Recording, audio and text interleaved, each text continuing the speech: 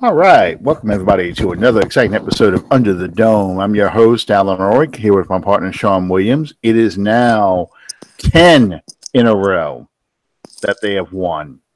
This is the second longest winning streak in Saints history. It was a streak, I want to say back in 2009, where they won 13 games in a row. And we know how that season ended. However, there's a team that we're playing. We also know how that streak ended. That I was getting ready to say.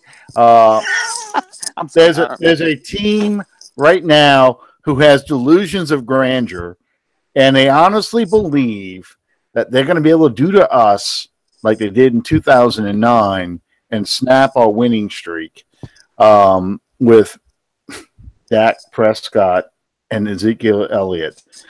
Anyway, the machine rolls on, and you can rage against the machine all you want, but the machine is rolling on through the NFC.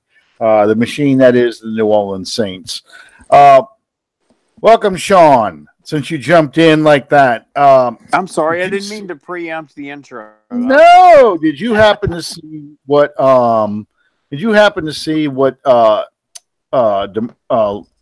Lawrence? I can't think of his first name. DeMarco Lawrence. DeMarco. Oh, good, because I was about to say DeMario. We are going to have to put this man on our Christmas card list because he, if there was any disconnect to how important this game is, for your viewing pleasure, I invite you guys to all go back and watch how, pardon the expression, pissed off Sean Payton handled the Cincinnati Bengals. You want to insult the team. If it wasn't enough that in 2009, in the Super Bowl season, 13 wins in a row, Dallas comes into our house and does what they did. Okay, well, that's unfortunate, but we got the Lombardi to ease that suffering somewhat. DeMarco Lawrence is knowing Sean Payton the way that I do, DeMarco Lawrence is about to get a lesson, and do not give the opposition bulletin board material. As somebody on Twitter wrote, Petty Payton unlocked. Yeah, we're about to get Petty Payton.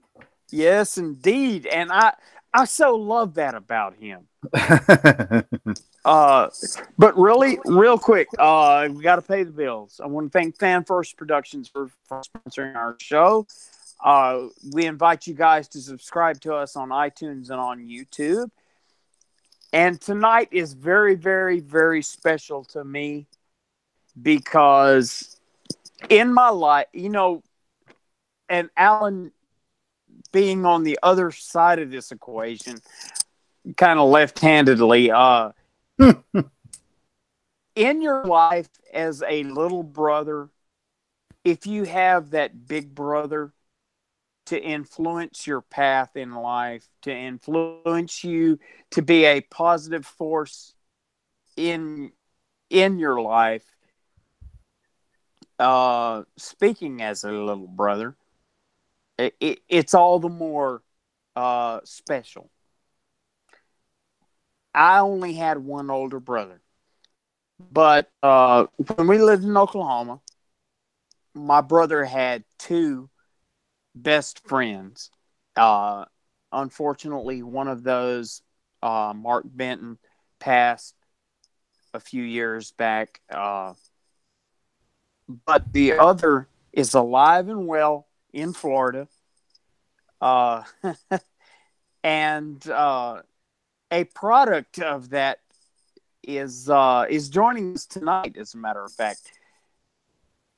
Covering the Dallas Cowboys for our show tonight is going to be Colten Cathey. He is the son of my adopted big brother, if you will, John Cathey. John, love you, brother. Colten, how are you doing tonight, bro? I'm doing good. Excited to be on here and talk up the Cowboys a little bit. It's gonna be a tough week playing the Saints, but excited for sure. Well, despite outward appearances, you are among friends. We're going to do this well. For sure. Colten, real quick, for those who do not know Colten and are not followers of Colten, he is a part of the broadcast team for if I understand, please forgive my idiocy here. 2 years undefeated. Ooh. University of Central Florida. The national champion, University of Central Florida Knights. I wasn't going to go there, but since you did. Yeah, it had to be done. It had to be done. Please forgive me. I don't follow college football the way that I used to. Your starting quarterback, the name escapes me. Mackenzie Milton. He suffered a horrifying injury the other day. What's the latest on that guy? So Mackenzie Milton, he recently had surgery to fix the blood flow in his lower leg. So when he injured his knee, one of the arteries in his leg snapped, and so they had surgery to repair that to get the blood flow going back into his lower leg. And so he's up, walking around a little bit right now. But they have to wait a couple more months to go in there to repair the ACL, MCL, anything else that's injured. So it's going to be a long process, but hopefully he can make it back at some point. Okay, the absolute most loaded question that I'll ask during this entire show, because of the timing of it, you understand. Does UCF deserve to make the college football playoffs? With the injury to Mackenzie Milton, it kind of hurts, but I feel like Daryl Mack is very young. He's got a lot of skill behind him. He's a good runner. He can make plays outside of the pocket, and he's got a cannon. So with a week of practice, I feel like the gap between Milton and Mack isn't going to be that big of a difference. So if Oklahoma and Georgia were to lose, I believe that UCF should get in over Ohio State, just given the record that we haven't lost in over 2 years, and we've dominated our conference year in and year out. Awesome. Just for the record, and this is like uncharted territory for Under the Dome. Ohio State, for all that they have given the New Orleans Saints, thank you. It's the Ohio State Saints. It's the Ohio State Saints or the New Orleans Buckeyes, one or the other. All that being said, the Tampa Bay Buccaneers deserve to be in the college football playoffs before the Ohio State Buckeyes. They wouldn't even make the top four. They wouldn't even make the Final Four in the college football playoff. Oh, well, we just lost our Buccaneers fans. All I'm saying is in the words of Colin Cowherd earlier today, I don't look at your wins in that instance.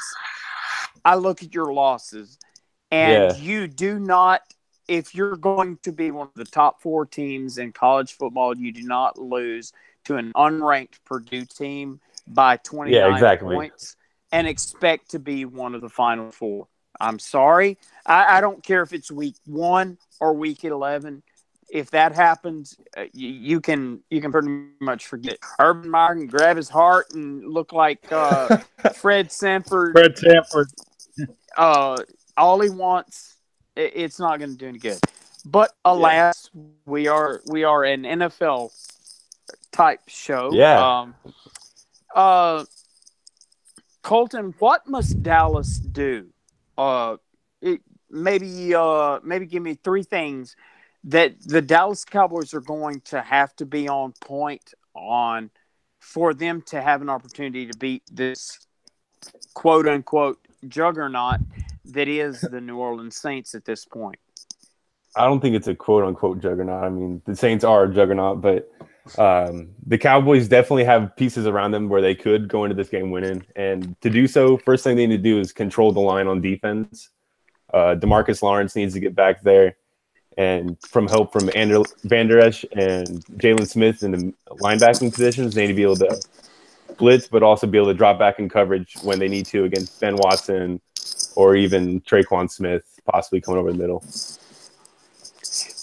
I knew. I just excuse me. I knew that he was going to find a way to drop in a reference to Traquan Smith in the first shot there.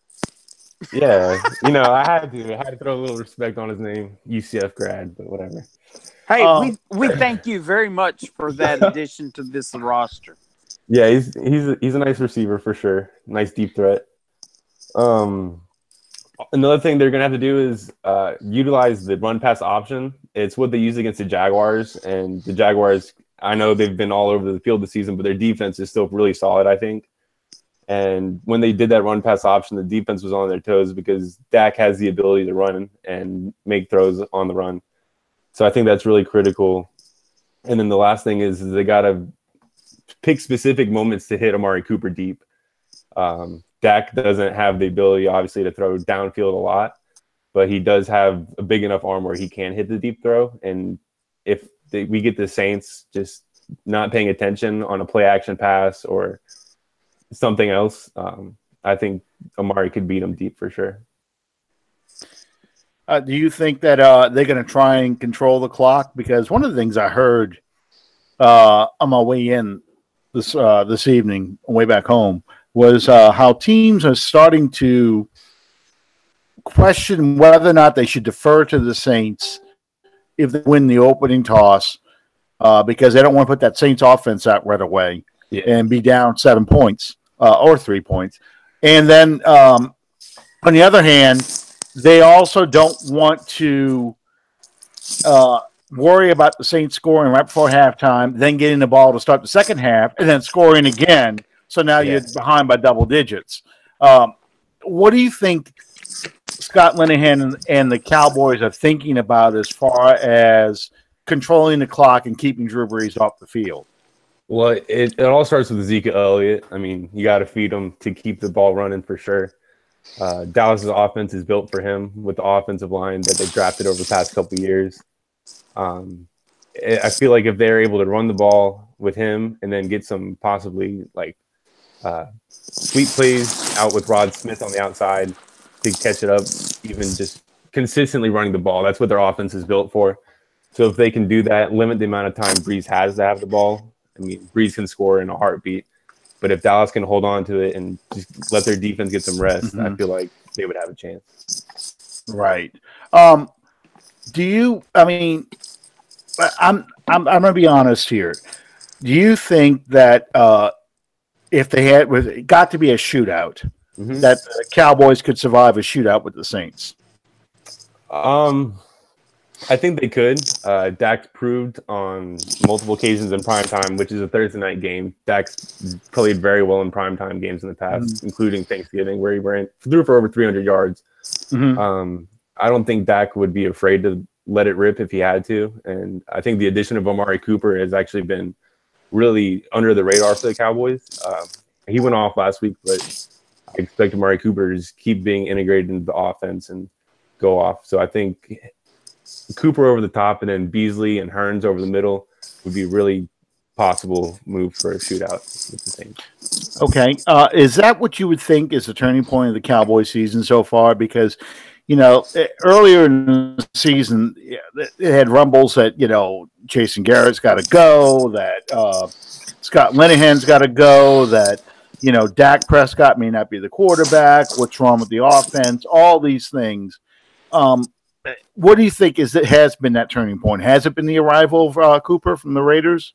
I think Cooper's arrival has definitely helped a lot. But it always seems to me that when news comes out of Jason Garrett finding out that he's going to lose his job, or when the pressure's on the most, that's when Dallas always seems determined to play. And so after Troy Aikman released his comments about changing the organization from top to bottom, and how Jerry Jones let the future lie about Jason Garrett and Scott Linehan saying that we're going to hold on to Dak instead, I think that kind of lit a fire under the coaching staff and made them perform to a higher level than they have been. Now, in the NFC East, the East has not been that great of a division. The Redskins are now in free fall because they lost their quarterback. Not that offense was that high powered to begin with. Yeah. But and you got the Eagles who are just stumbling along with so many injuries. You know, it seems to be ripe for the taking. If the Cowboys were to lose Thursday, how bad does that set them back in their quest to try and win the NFC East? I think a win would help a lot. I mean, I think a win would almost guarantee that we win the East. I think the East is really banged up right now, but a loss isn't the worst thing. We're in first place right now, so we'd only fall to 6-6. But with I think 3 division games left on the schedule, so the division's not very good right now. It's hurt, it's banged up, like you said, and the Cowboys are one of the few healthy teams in the division. Right. Well, you know, I was surprised. Well, not terribly surprised because the Falcons stink, but I was surprised that there went our Falcons fans. Oh, Josh would agree with me. But anyway, you know, I was surprised at the composure the Cowboys had to pull out that game against Atlanta, because you get Julio Jones to score that touchdown to, I think it was to at least tie the game. Yeah, it was to tie the game. Yeah. And, you know, Dak just led them right down the field with some good throws and got him right in field goal position to win the game. I thought it was a really defining moment for the team, because up until that point, it seemed like the Cowboys more or less survived a win, I guess is how you could want to put it. You know, that the other team made more mistakes than the Cowboys did. You know, the Eagles game is a good example of that. That Eagles Sunday night game where the Cowboys, they beat them, but the Eagles also self-destructed in so many ways. Game, you know, in this game, the Cowboys actually they put a team away. You know, they did what they had to do to win that game. Definitely. So Dak Prescott, I love it when he shows the flashes of what he was in college at Mississippi State, led him to being number 1 in the country for the first time ever and held that spot for multiple weeks. But you're definitely right. It was a turning point for the Cowboys. They had been sluggish, just kind of surviving body blows, but this was the first time that they took the game by the horns and made it go the way they wanted to. A lot of the narrative for the Cowboys this year is that they're game managers, and in this game that they showed the difference. And the same thing against the Redskins. They put the pressure on, got the turnovers late in the game, and won it on Thursday night on Thanksgiving. So, last question is with injuries are always a concern. I know Sean Lee is probably going to miss another game, but what about the offensive lineman, Tyron Smith? Yeah. I think Tyron Smith. Okay. So he's questionable, but he's been practicing in limited forms, so they're expecting him to play. It's a home game, so they're going to give everything they got to get him to go. But obviously, he's the cornerstone of our offensive line there at left tackle, and they don't want to rush him back too soon. So if he feels comfortable playing, they're going to let him roll. But otherwise, he'll be going up against Cam Jordan. Cam loves. All right. Hey, I'm trying to be nice, guys. Cam loves injured offensive linemen because he really has a lot of fun with them. So the only thing he loves more than injured offensive linemen is substitutes for injured offensive linemen. Who's that? Who's the guy from Carolina he calls speed bump? Is that Khalil? Khalil Mack. Khalil Mack. No, not Khalil Mack. That's not his name. Matt Khalil? Matt Khalil, yeah. Matt Khalil. Okay, well, Khalil Mack plays for Chicago. I'm sorry. Yeah, there we go. A little different. Yeah, Matt. Yeah. Matt Khalil's the one he calls Speed Bump. That's the good. I'm sorry. I'm sitting here looking at Colten and his video image, and I'm trying to figure out who that is in the picture to his That's Sinatra. left. Wow, that's impressive. Yeah, it is Sinatra. Sure. Okay, well, Yeah. I'm like the third wheel now. Well, that's what happens. You listen to 40s music. I mean, I listen to 40s music, so I know who that is. Well, after you listen to Sinatra music after that dramatic come from behind loss on Thanksgiving Day that you pontificated upon. Pontificated upon. I don't know if I heard that one in a while.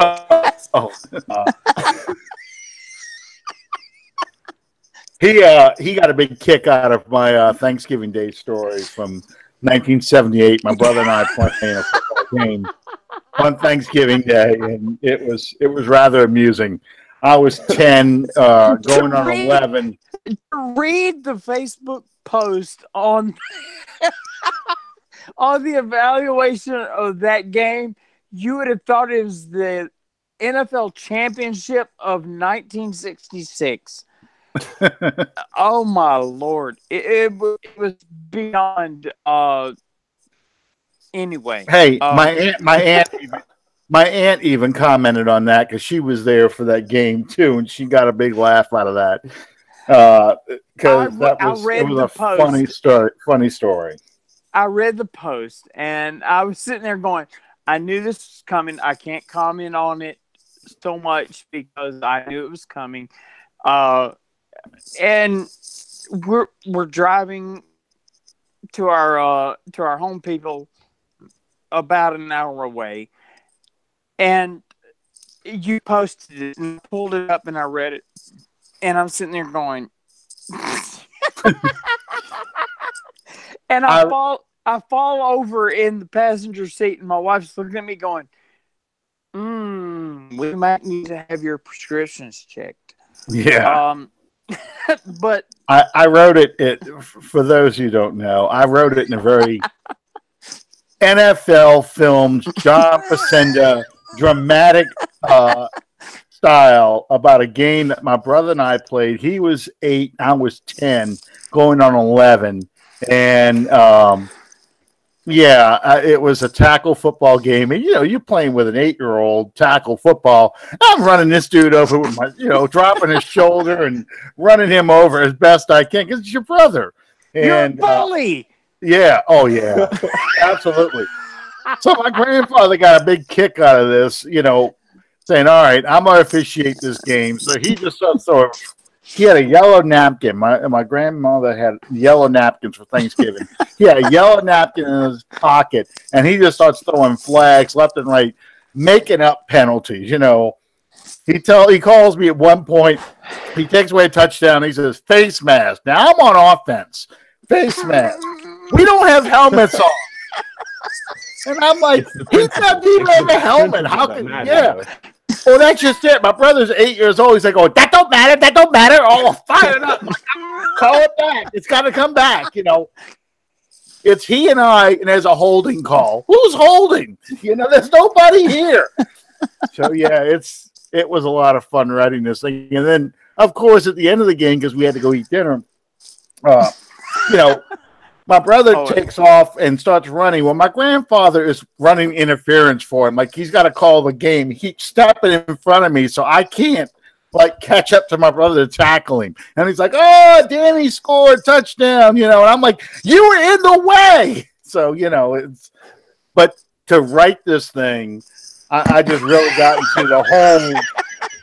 I even told people, when you read this, you need to play Sam Spence's classic battle music. Does that post have a soundtrack to it? Yeah, this thing has to have a soundtrack. I described my defense as like an unholy alliance between the Steel Curtain and the 85 Bears. Now, it's just he and I playing.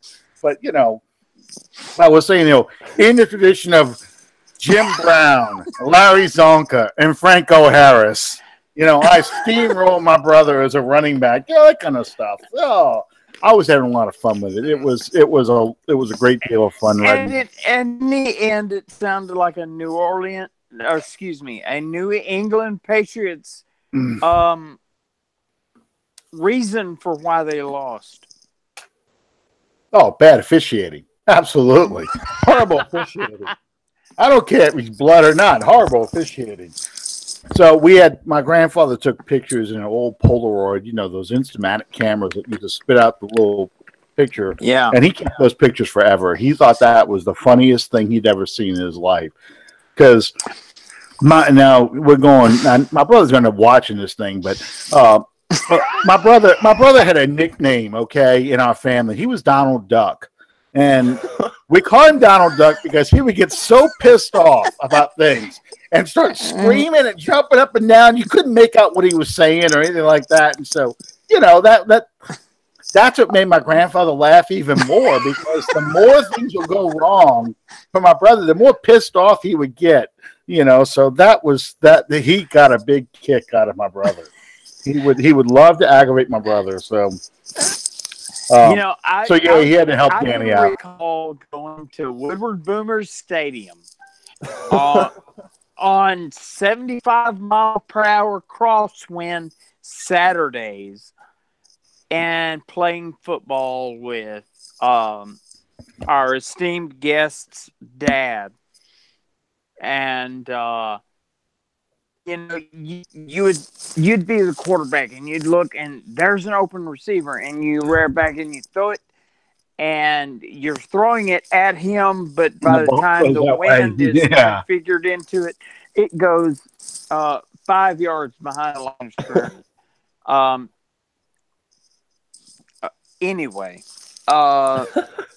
we got to get back on point here. Absolutely. No, I mean, and for everybody to know, my brother today is like 6'4", 250, 260 pounds. Back then, he was a little runt. So if we were to replay this game today, he would that's why I'm treading very carefully on trying not to offend Mr. Danny Ulrich.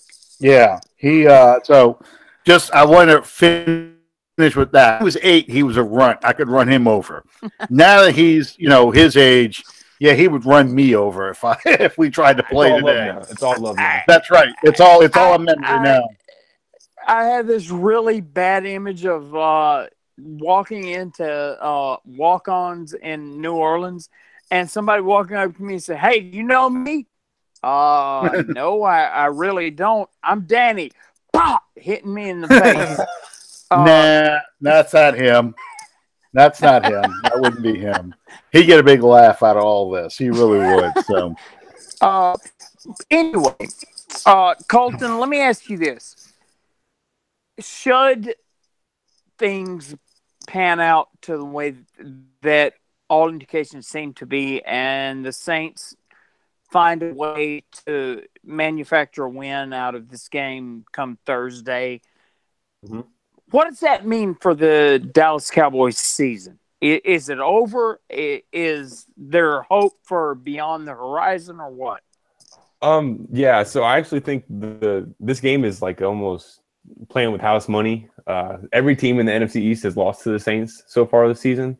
Mm-hmm. So a loss to the Saints wouldn't mean that much for the Cowboys. But if they won, it would mean a lot. There's still four or five games left in the season, and Dallas's schedule has 3 conference games left. So the division's not that good. I'm not too worried about it, but a win would certainly be really nice. This is another thing to look at this game from the Cowboys' perspective. Mm-hmm. Is potentially for the playoffs down the road for sure. With the Cowboys possibly getting the 4 seed with the NFC East championship, or even a wild card spot, it's potential that they could play the Saints down the road. So they get a good basis. Absolutely. They would probably end up being the 4th seed because let's just assume that everything stays the same as it does right now. With the Saints is 1, the Rams is 2, the Bears is 3, with the Cowboys will be 4. With the, I think right now it's the Vikings and then the Seahawks who are now the 6th.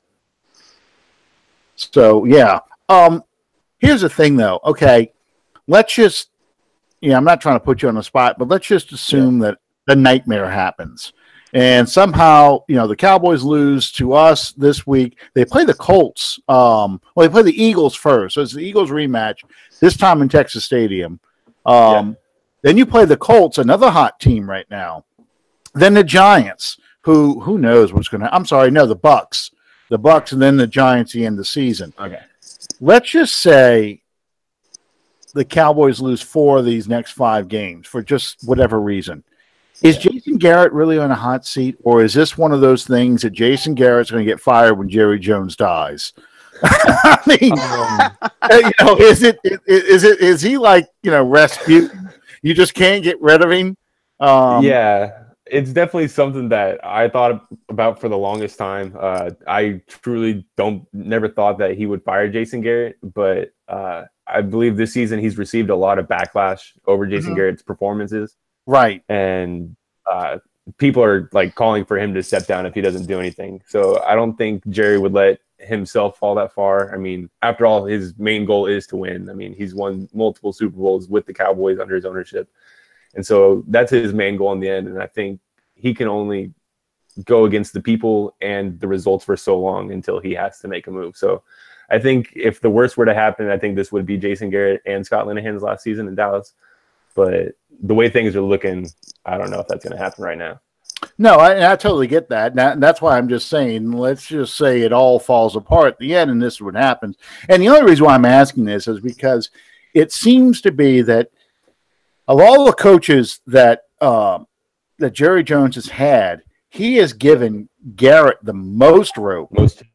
And he's given the most chances that I honestly could see a scenario that, let's just say what I just suggested happens and they lose these games, that he would ask for Garrett to fire Linehan first and get another offensive coordinator and try and get it going with Garrett again. And like you said earlier, the team seems to rally behind Garrett whenever that talk seems to start to come up about, is it time for him to go? So, that's why I'm asking a Dallas fan, what do you think has to happen for a significant change to happen in this organization? I think it definitely is firing Jason Garrett and Scott Linehan. The offense is just too stale too often. It's very stagnant when we play. There's no creativity in the offense. And when you play Dallas's offense, most of the time you know what you're getting. Like, there's not really a surprise that they're going to throw at you. And when they have done it in the past, it's worked. But for some reason, they just put that in their back pocket and leave it for another time. As a Dallas fan, I want change. But, yeah. Well, when you look at a guy like Sean Payton and McVay over there in Los Angeles, those are two probably the most creative play callers. Twins separated at birth. Well, I tell you what, they just come up with formations and they're big on tempo and, all these things. And especially in an offensive driven league like the NFL is today, it just seems odd that, I don't know, Jerry Jones is just waiting for, he made some comment earlier this season that, no, the Cowboys offense is the same as the Rams offense. And people are like, wait, what? Yeah. Yeah, it's the same as the Rams offense, except for we don't have the same quarterback. We don't have the same running back. We don't have the same, play calling sheet. But, it's just like it, I heard that reference earlier in the season, too. And I think it was more of a reference to the personnel that Dallas has. If you look at the Rams a couple years ago when Jared Goff was there and Todd Gurley was there, and they were under the leadership of Jeff Fisher, I mean, they weren't very good. Jared Goff wasn't very good. A lot of people were even calling for him to be a bust after his first season. And then enter Sean McVay, and they are like the recreation of the greatest show on turf. So I think if Dallas were to get the right coaching staff in there, that's just what people say. It's not me that says that, but hey, I'm sorry. It's just a knee-jerk reaction whenever somebody says that they're looking at the 2018 Los Angeles Rams and they've seen the greatest show on turf. My mind immediately flashes to a couple of weeks ago in the Superdome. What happened there? I'm petty, and I hate myself for it, but yet and still, number one team in the NFC. Well, it's one of those things. But I get what you're saying about, that's why I think they would fire Linehan to try and bring in some sort of creative mind on offense. Because definitely they think that this guy would do it. To be totally honest with you, I don't think that firing Garrett at this juncture is the answer for the Dallas Cowboys. I do believe that you either need to find a very serious change in Linehan or replace him. You have arguably one of the most durable and dependable running backs in the league in Ezekiel Elliott, and continually you refuse to use that. At the end of the day, it's not about what Zeke Elliott or what Dak Prescott or what Amari Cooper's stats are on the stat sheet. It's about how many games you win as the Dallas Cowboys. And I think that point, in fact, escapes the hierarchy there. And it's the same with the New Orleans Saints. If you look back over the course of this season, Drew Brees went to Michael Thomas, and they've done all of this and all of that. And Alvin Kamara and Mark Ingram and blah, blah, blah, blah.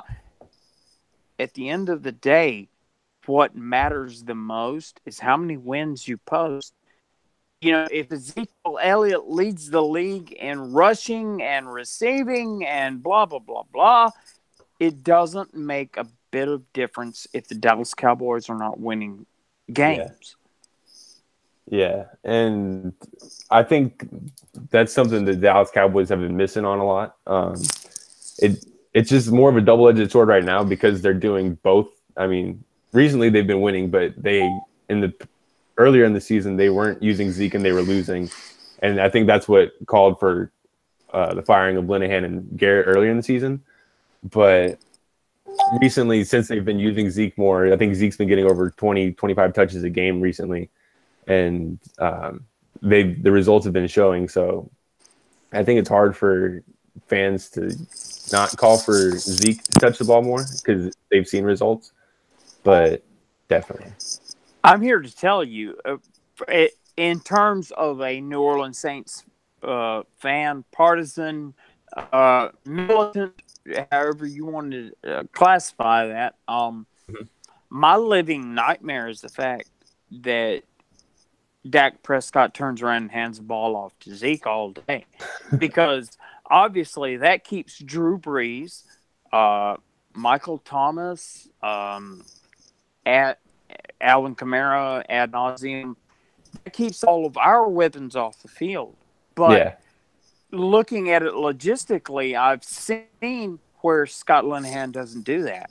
He wants to create much like, and Josh Schultz, please forgive me for pointing this out, much like the Atlanta Falcons in the Super Bowl a couple of years ago. You had a 28-3 lead going into halftime, and you wanted to create a defining moment for your franchise quarterback who had just won the league MVP award. You wanted to put the crown on his head and say, look what he did. Well, have that turn out for you. And it's much the same in the Dallas game. If you would turn around and hand that ball to Ezekiel Elliott, you would see I don't even know how to put it. You would see astronomical change in the one-loss column, to put it bluntly. But, we have to this is a very visual-driven league. You have to feature the quarterback to sell your team. That's not what's going to serve the Dallas Cowboys at this point. What's going to serve the Dallas Cowboys at this point is winning games. And that means turning around. I mean, go back to Dak Prescott's rookie season. Everybody raved over what Dak Prescott was doing. Why was Dak Prescott able to do what he did? Because he could turn around and hand the ball to one of the most productive running backs in the National Football League at the time. And you've gotten away from that. Now, I do believe that in the past several weeks, the acquisition of Amari Cooper has absolutely transformed the Dallas Cowboys offense into a stratosphere that it wasn't even at this point with Dez We're Bryant. about the league average right now. We're good. We're good. As long as you're average, we're good with that. It wasn't at this point with Dez Bryant. Amari Cooper has opened up an avenue that wasn't there before. Mm-hmm. And I believe the acquisition of Amari Cooper to the Cowboys is arguably one of the most important moves in the NFC in this entire season. It has, well, as I said, it has opened up an avenue for the Cowboys that wasn't there prior. Yeah. Now you have a vertical threat that you have to be mindful of, as well as Prescott handing off to Zeke, going up the middle, or passing the ball to Zeke in the flats. Now you have to be mindful of something downfield, as well as being mindful of SMU. Cole Beasley. Thank you. Oh, Cole Beasley. Yeah, there you go. One of my favorite receivers, and I can't remember his name. You got to be mindful of Beasley in the intermediate routes. You got to be mindful of Cooper on the extended routes. But now you're getting closer to having the whole scheme being at your disposal at any given point in time. And, you know, like I said, I believe that the acquisition of Cooper to Dallas to have Dak a downfield threat has been absolutely one of the most incredible moves made in the NFC in this season. Yeah. It was definitely something that was, I know, questioned by a lot of people at first. A first-round pick for Cooper, a guy that had led the league in drops the last 2 seasons. But the Dallas was comfortable with like the amount of flash that he'd shown at Oakland and from Bama. I mean, he's still only 23 years old. He's young. He's really young. So they felt more comfortable going with that than a first-round pick this year. And it looks like it's paying off. The draft class isn't super deep. It's good, but it's not deep at receiver this year. And so it definitely looks like the move is paying off. Okay. So next, I guess, how many games does Dallas have to win, you think, to win the NFC East? 9. 9? Yeah. 2.5 I think we're looking at 3 more. Okay. 2.5 quarters. Do you think 8-8 or 7-9 wins the East? No, I think someone will come out on top, like with a winning record. Whether that be Philly coming from behind. I don't think Washington's going to do anything for the rest of the season. I think they're just too riddled with Alex Smith and their offensive line. They've lost a couple guys. Trent Williams is hurting. It doesn't look good for Washington the rest of the way. So I wouldn't worry about them. Philly, they're up and down. All of their secondary's out though. So if one team can come out victorious in this, I think it's the Cowboys for sure. And I think 9 wins is the number to get there though. Okay. Yeah, I was just wondering if we're going to end up with another 8-8, 500 West situation. Yeah, NFC West, NFC South even. I mean, because the Panthers won division 1 year at 7-8-1. So, it's one of those seasons that, I'm just not sure. You had to bring that up. Yeah, well, it happened. They made the playoffs, and as a reward for that, they got to play the Saints on my birthday. God, I wish I was born in June.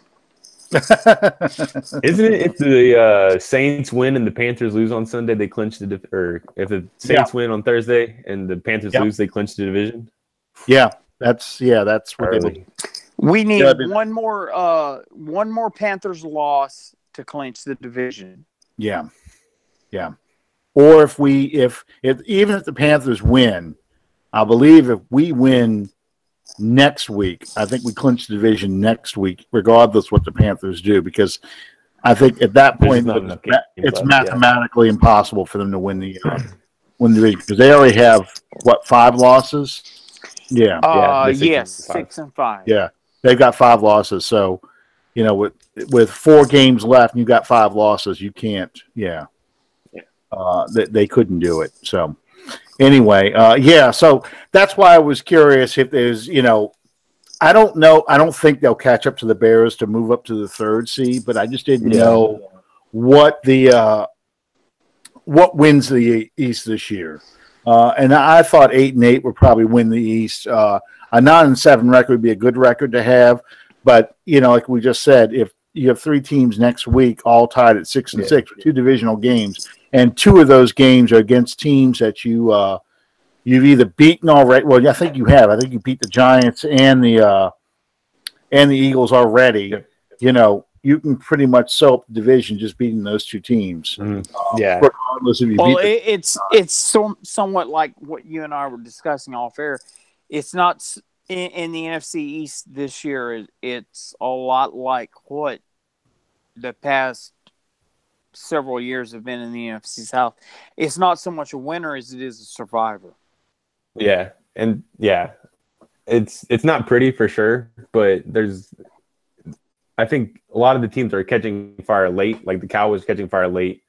The Eagles are starting to try to cook it back up. So I wouldn't take the record too much for granted going into the playoff. I think it could be misleading for a lot of people, but I think the NFC East will definitely contend come playoff time.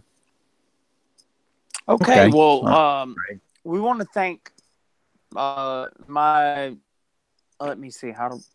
I worked all day on trying to come up with the proper adjective. Let me see my nephew by default, maybe. Colten, how can people follow you online? All right, so something really exciting going on for me is me and my roommate, we're working on developing an online blog and podcast called Overlook Sports. So we're going to have that up and launched by the new year. So when that comes out, I can give you guys more information about that. But right now, I've just been working a lot, so there's not a whole lot of places to follow me on, but there's definitely stuff coming up in the future for sure. Well, I'm going to tell you, from the Under the Dome family, anything that we can do to help you in what you're doing with Overlook Sports, please feel free. I mean, once we get done live, I'll add you to the Under the Dome family. Please feel free, whatever's you got going on, share it on our page, for sure. the whole 9 yards. We're going to carry on for a few minutes. Are you free? Do you want to stick around? Yeah, for sure. And talk Saints with us? Yeah, for sure. Awesome. Alan, we started this discussion 7 short days ago. Mm-hmm. Hope everybody had a fantastic Thanksgiving. The whole MVP conversation. At this point, much like the national conversation is kind of trending towards, do you think that it is absolutely Drew Brees' MVP trophy to lose? Yes. Yes, I do. And no hesitation. Here's why.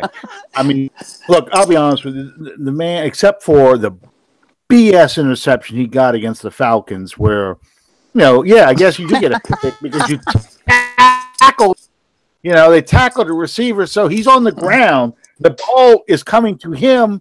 And, of course, now that he's on the ground, look, he's throwing it in the zone. The safety's going to get it, right there between the numbers. He was on the sidelines 5 minutes ago, so man, he can that was just. I mean, even Rodney Harris and Tony Dungy are like, yeah, Atlanta got away with one. I'm like, got away with one. But anyway, And Colton sitting there going, "Boy, they went petty when they got through with yeah." But the thing is, though, even with 2 interceptions, which I expected, I really did not expect him to go 16 games only throwing 1 interception. It's just that is just that's so unrealistic. But with the volume of passes that exactly throws, there's going to be a margin for error. But he is throwing at an accuracy rate that is just unbelievable right now. And, it's still, 30 touchdowns, 31 touchdowns? I forgot to look this up right before we got on the air. I think it's 30 touchdowns. Let me see. Before Thursday, it was 25-1. Okay, so he's 29 touchdowns. He threw 4 Thursday. So 4 completely undrafted, which absolutely has no business at being in the National Football League receivers. Yeah, but I mean, the point is that I should have been a politician. There you go. There you go. Okay, so he is, he's at 29 touchdown passes so far this year. But the point is, it's 29-2.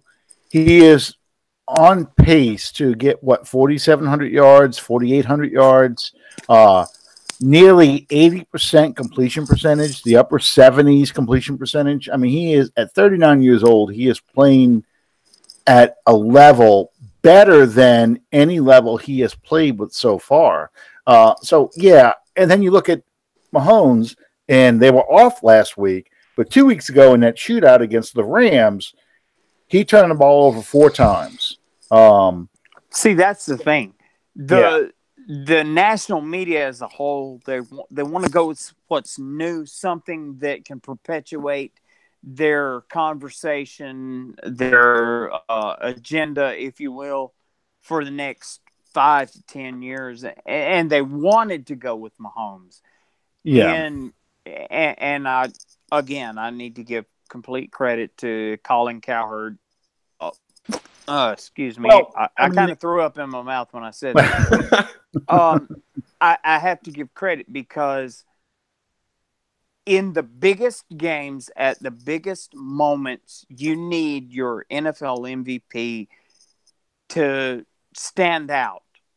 And in the 2 biggest games of this season with Mahomes as a starter, he's pretty 5 turnovers. It's 5 turnovers, 3 interceptions, 2 fumbles. And he also threw 6 touchdowns. I mean, let's not take away from that. He did throw 6 touchdowns. And here's the thing that's impressive about him is he gets that ball out so quick, and it's all arm. Yes, he's got good form too, but when he has to and gets in that moving pocket and starts doing plays, it's like watching a young, I hate comparing to Jeff George as far as physical talent. Oh my God, Jeff George? I'm talking about as far as that quick release, how fast that ball gets out of his hand. It's very Jeff George-like. Jeff George had that whiplash arm, Dan Marino was the same way, but Dan Marino was never as mobile as Mahomes is. So, I get why he's in the discussion, and I also get that the media has to create the controversy. They always have to create the debate because no one's going to watch if everyone all agrees, oh, yeah, Drew Brees, he's got it locked up. They got to bring up other people. And I've even heard now, some people have even suggested, is Dak Prescott working his way into the discussion now? And, please. Well, it's because Dak Prescott is not even in the Instagram mentions for. Again, it's because the media has a narrative. The media has to have controversy and debate. Otherwise, they think no one is going to watch. So they bring up all these crazy things. Hell, I would throw Andrew Luck in as the dark horse MVP if I'm going to throw a guy out there. But I think Andrew Luck really is the comeback player of the year. I mean, that's where I would have him. I would absolutely give Andrew Luck comeback player of the year, but if I'm going to have to be feet to the fire, forced to add another player into the MVP conversation, I would absolutely choose Phillip Rivers. Yeah, Phillip Rivers is another one. I think, and anyone that knows me knows that is absolutely so against me, because the Chargers to me are the team that's going to lead you right up to the point and they're going to let you down.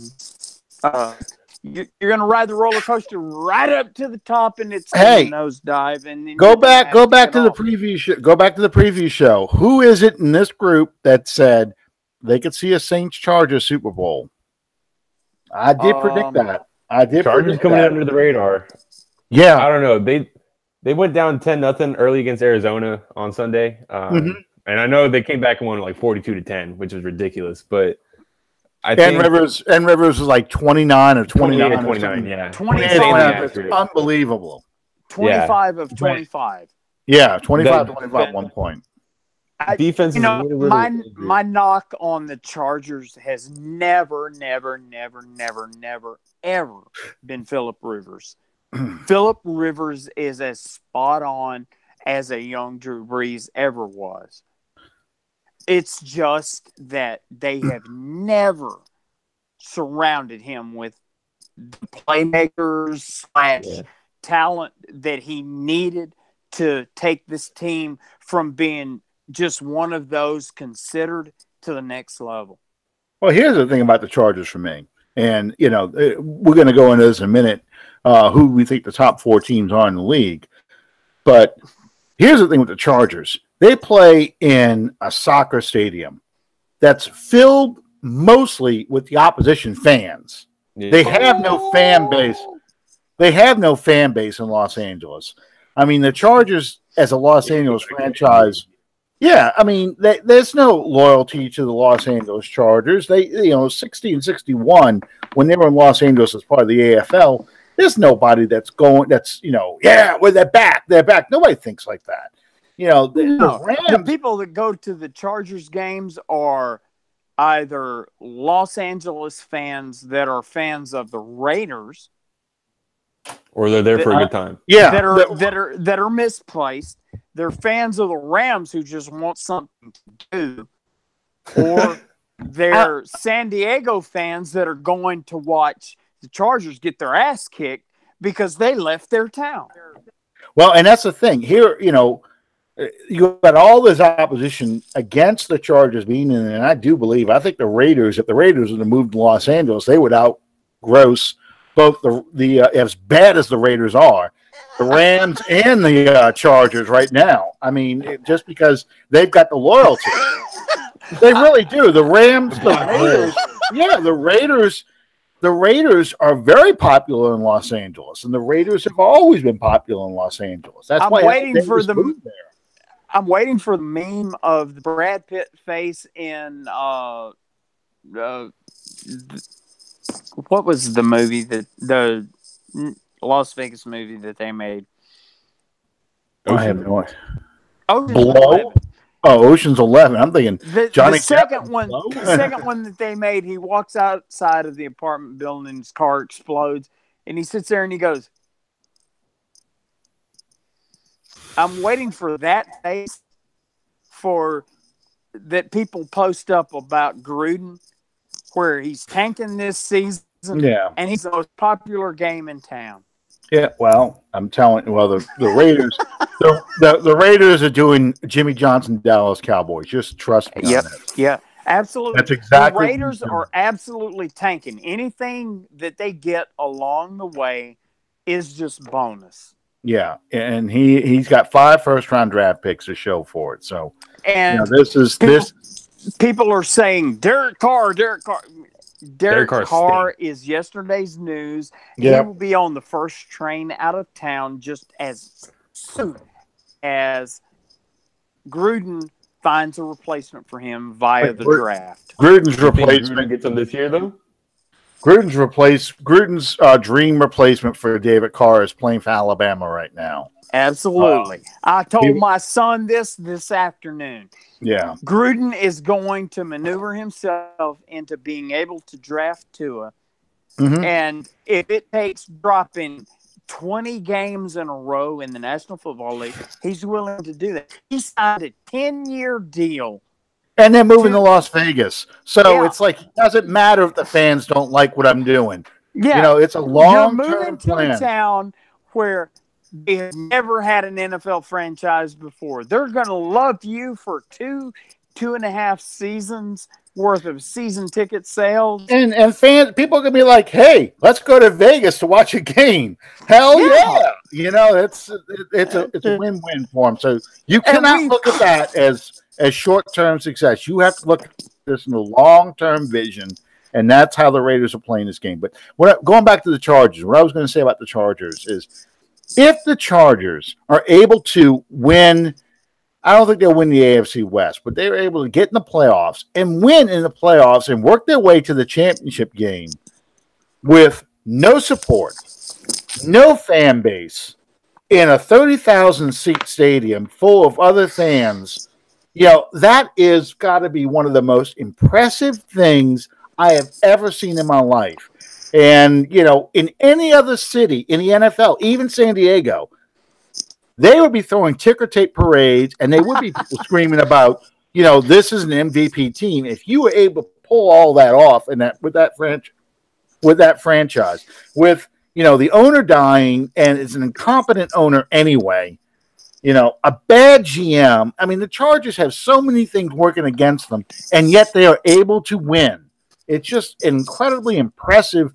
I can't tell you how impressed I am with how they're able to do it. So, you know, more power to them. Where the NFL is like doing everything they can to make the Rams work in Los Angeles. You know, they are trying everything. Somehow I think they told the Rams, don't worry about that salary cap thing. I mean, we're going to do something under the table, you know, just pay them whatever and don't worry about that stuff. You know, we're not going to go after you for this because they put together an all-star roster to try and buy themselves a championship and buy themselves fans to make them like the LA Lakers, you know, the cool place where all the celebrities want to go. And here the Chargers, like the Colten, it's amazing. It really is. So, real quick, I missed the deal because of everything being chaos and haywire at the beginning. I missed this. Please forgive me. I want to wish my firstborn, my absolutely knock dead gorgeous, beautiful daughter, Brittany, a very happy birthday tomorrow. Okay. Yeah, happy birthday, Brittany.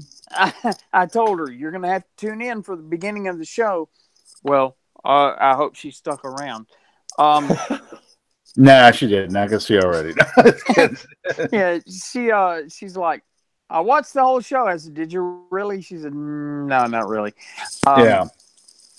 But anyway, you know, it is what it is. Everybody doesn't have the itch and doesn't have the fever the way that we do. And that's something that I can respect. All right. So let me ask you. Go ahead, Alan. I was going to say, real quick, we talked about this off the air, but, you know, I've kind of tipped off one of the teams. Who do you think are the best 4 teams in the NFL right now, Sean? Me? I think it's undeniably in the NFC, it's obviously got to be the Saints and the Rams. In the AFC, I don't think that there's really any competition beyond the Chiefs. And, you know, with all due respect to your downtrodden and abused brother Dan, to beat a man, you got to beat the man. To quote Ric Flair. Of course, I didn't do it very eloquently, but in the AFC, I believe it's going to, as long as you have Belichick and Brady in place, you're going to have to beat the Patriots to advance to the Super Bowl. So For me, the Fantastic Four is the Saints and the Rams and the Chiefs and the Patriots. I would agree with that. I mean, until you defeat the evil empire and blow up the Death Star, you cannot count out the Patriots. I mean, they just find ways to win. And I would give $100 for the hand grenade to go up Darth Vader. Anyway, what was that? What was that called? Sony Michel's giving him a new look this year. I wouldn't look past that. He's a big part of their offense now. He's really good. So they have that run attack that they haven't had over the past couple of years. So it's just something new that you have to look out for. Exactly. Andy Reid in the playoffs. So, as much as people would like to see a Chiefs return to the Super Bowl, that's a huge obstacle to overcome. So that's why I said so much about the Chargers, that if there's anybody else I can see coming in and can give, Andy Reid, could give Belichick a fight, I can see the Chargers giving them a good fight. They've got the weapons and the defense to do something. Now, whether or not it happens, that's entirely a different thing, because I don't trust the Steelers. No, they are too weak on the road in the past 2 weeks. No, just look at this past week with the what they did with the Broncos. I mean, they're going to find it's a bad decision. Yeah, they're going to find a way to lose. In a tight game, they will make the mistake to lose a game, and they did it a bunch of times in that game, including the final play of the game. Really, the jump pass, which I don't know what he was thinking. He was double covered. Yeah, I mean, even if the defensive lineman doesn't jump up and pick it off, you're throwing it right to the defensive back because it's behind the receiver. So it was a horrible decision. I mean, that's like Cam Newton throwing the jump pass to the mascot underneath the goalpost. Yeah, well, we'll rip on Carolina in about 2 weeks pretty good. So yeah, you can pretty much guarantee that. I think the coach is just sabotaging that season left and right for him. I mean, I can think of at least 2 games, maybe 3 games they lost because of coach decisions, not plays on the field. Giants. Yeah. If the Eagles don't implode, you lose that game. Because the Eagles have dominated you. Game 2, which made no sense whatsoever. I get you want to be aggressive. I get that you want to win and you're going to trust your defense, but they had 3 timeouts and plenty of time to kick a field goal to beat you. They didn't need a touchdown to beat you. A field goal still beat you, whether you kicked the extra point, or went for 2. It made no sense to do it at that point. You only go for 2 if you can be up by 4 and you force them to have to score a touchdown to win. A field goal doesn't beat you. That's the only time you would do something at that point of the game. You're not a team that's, you're not the Cleveland Browns where you got nothing to lose. So might as well go for 2 and play for the win. You're not Detroit. Hell, Detroit, that's their attitude. They got nothing to play for. That's the kind of decisions he's making this year. We're going to piss off Josh so much in this episode. A very Mike Smith as head coach of the Falcons kind of decisions, because that's the kind of decisions that clown made all the time, especially against the Saints, which I miss him so much. I really do. I miss him being head coach of the Falcons because there was no doubt in my mind he was going to screw the game up for them. That it didn't matter what we did. Somehow the Falcons were going to give us the game because of a Mike Smith decision. Go for it on 4th and 1 with a predictable play call deep inside your 20 in overtime where a field goal beats you. Good job. Thank you. Appreciate that. So, anyway. All right. Sean fell out. I see he's frozen again. Okay. He's gonna come back. This happens at least once an episode now, if not more. I don't know what it is over there, but he's frozen down in that thing. He's going to drop out and then come back. Real quick, there was a couple other things that we were going to talk about, but I can bring this up with you. Let's see. No, I really can't, because we're going to talk about we talked a little bit about Panthers stumble. We talked about the Falcons getting swept. I'll ask you, what do you think about the Tampa Bay Buccaneers? Because you guys they're in a bad spot right now, I think. What's that? Well, you guys play, so I mean, because Tampa is the game for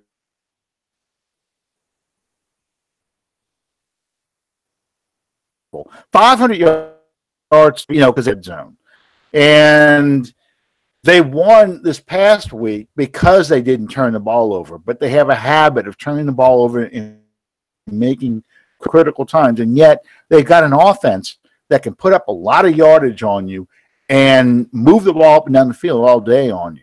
And they've got I don't want to say a terrible defense. It's not a great one, but it does have the potential to give you problems. Oh, he's back. Yeah. So how would you describe Tampa as a non-NFC South opponent if you had to scout them? Well, Tampa, they're very young, I feel like.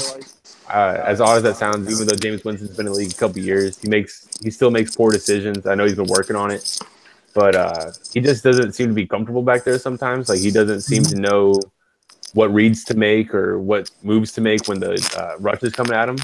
So I would definitely wait. Is that it's on Magic Jameis or Felony Jameis. Winston? Nah, Jameis is. If I were the Bucs, got I'd start Fitzpatrick the rest of the way. I think that the team rallies around him more.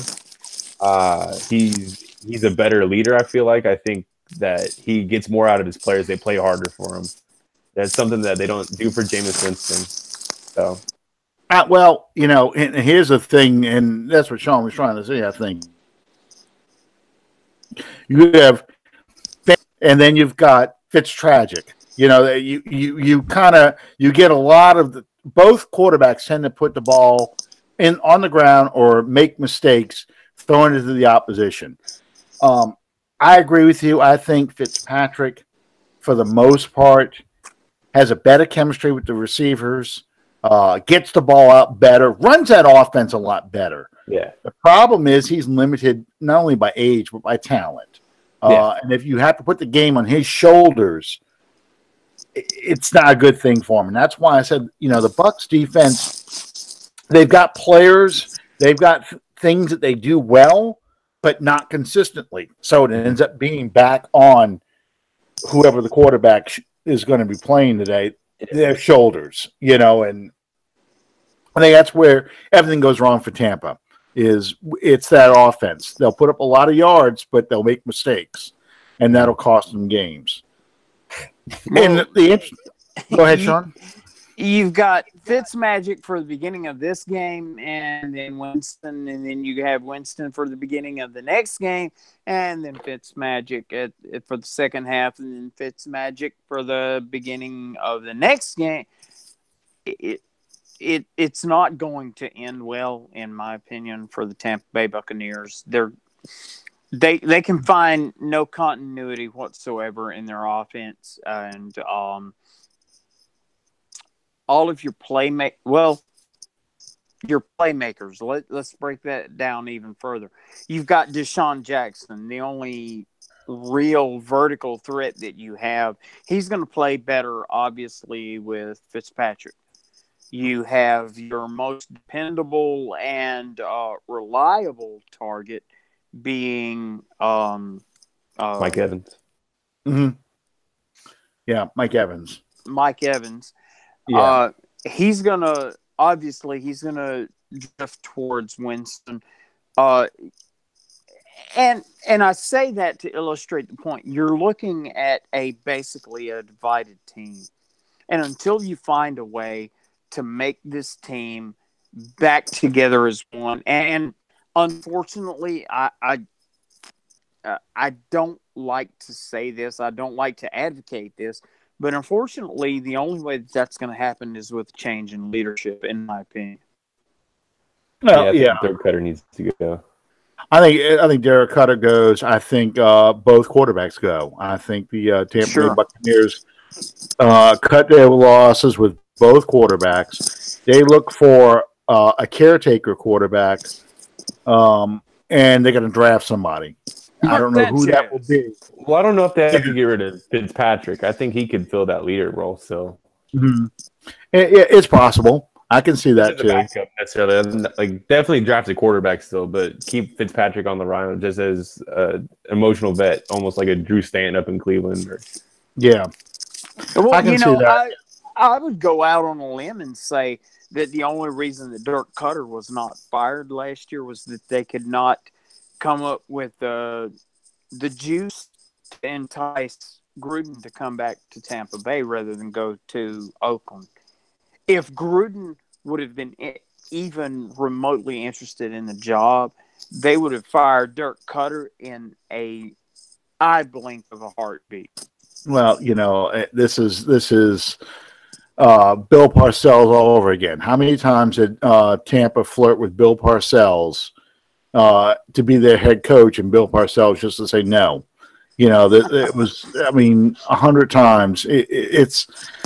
And this is all part of the problem with Tampa Bay, and it always has been part of the problem with Tampa Bay, is they have a hard time getting all the pieces together in that front office, coaching staff, and players to really assemble a quality program. The best they had was with Tony Dungy, and they got impatient with Tony Dungy. Yes, Gruden came in and won the Super Bowl with Tony Dungy's players, but that was really Tony Dungy's team that he assembled to get rid of that losing culture. And, that's kind of what you need in Tampa now. And I'm not saying I want that anytime soon. I don't want it anytime soon because I like the idea of Tampa always being in last place. I like dysfunctionality. That's right. I enjoy looking at, that team blow apart all the time. But, this is going to be, we're talking about before the show started, we were talking about, Petty Peyton being unlocked. DeMarcus Williams giving us Lawrence. I'm sorry, DeMarcus Lawrence. Sorry, don't give him my name. Just DeMarcus Lawrence giving us some bulletin board material where Petty Peyton come out for that one.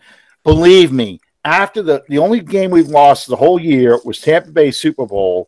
That they came out ready to play that game, that first game of the season, because of what happened last year with the handshake and the back slap that Kirk Cutter thought was a little too intense from Peyton. Peyton's going to have something special for Tampa in 2 weeks. Mm-hmm. And if we can wrap up the NFC South in the process, it's going to get ugly real fast down in Tampa. So, it's that's the kind of coach we have right now. It's the kind of coach who does the choking motion to a Falcons player. The kind of coach that mocks the skull chant when we thought we had that game won. It's the kind of coach. One of those turned out a lot better than the other did. Yeah, I don't think, no, neither one turned out well because both of them we lost both those games. But it's also the coach that on 4th and 7 takes a deep shot to Kamara against the Eagles to get a touchdown. I mean, it's just he's that kind of guy. So, and the fans love him for that. Does the onside kick in the Super Bowl? He is going to do something unexpected and something that's going to come across as kind of petty that people aren't going to like,